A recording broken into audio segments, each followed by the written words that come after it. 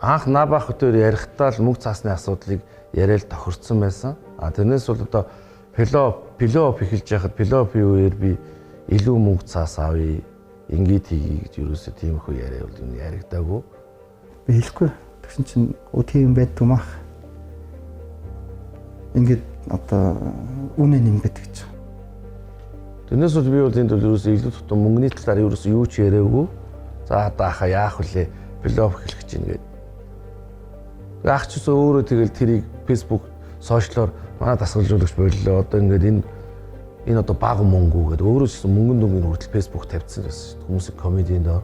Бид хоёрын давхар юм байгаагүй. Тийм учраас маргааш өглөө чи манай офис дээр очиод авсан цалингийнхаа тооцоо бүх юмудаа нийлээд гэрийгээ хаагаад өгнөд гэрээ байгуулж чадаагүй авсан мөнгөө дүгнээд ингээд дуусах.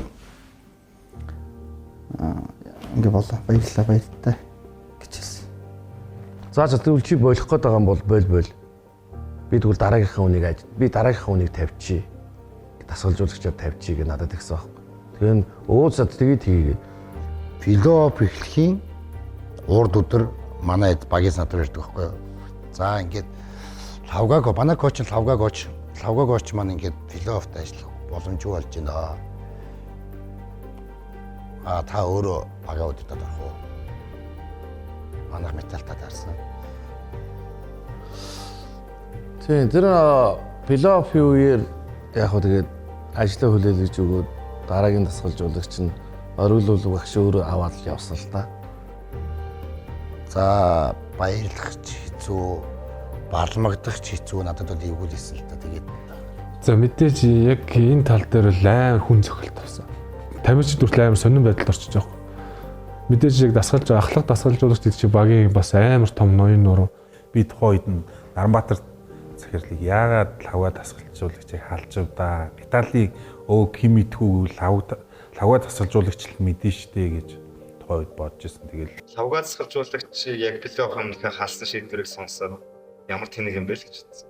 Тэгээд металтай яаж тоглох уу гэдэг арга тактикийг ганц мэддэг дасгалжуулагчдын нэг нь лавга дасгалжуулагч байсан байхгүй юу? Одоо багийн гол дасгалжуулагчаа хална гэдэг бол за үнэхээр яг өөр дасгалжуулагчаар солиод авчирч ивэл бас өөр асуудалтай. Тэгээ шууд дасгалжуулагчгүй болж байгаа гэдэг чинь амар хүнд тоххой. Мэргэжлийн спортод дасгалжуулагчдын ажил бол хамгийн одоо баталгаа багтай ажил шүү дээ. Өнөөдөр та ажилдаа маргааш ажилгүй болох магадлал энэ нэг бол одоо бүгд хүлээн зөвшөөрсөн энэ бизнес маань энэ салбар нь өөрөө юм л харгас салбар. Одоо бол яг жоохон таарахаараа жоохон би бол нэг таатай байдгүй. Өөр багийн эзэдүүдтэй одоо жишээ нь би Аранга дээрч байсан, Amazon дээрч байсан, Metal дээрч байсан. Bison дээрч байсан шүү дээ. Тэгэхэд тэдэртэй бол ингээл ах トゥ угийн байлгаатай ингээл минь тустай сайхан л байсан шүү. Нэг тийм байна.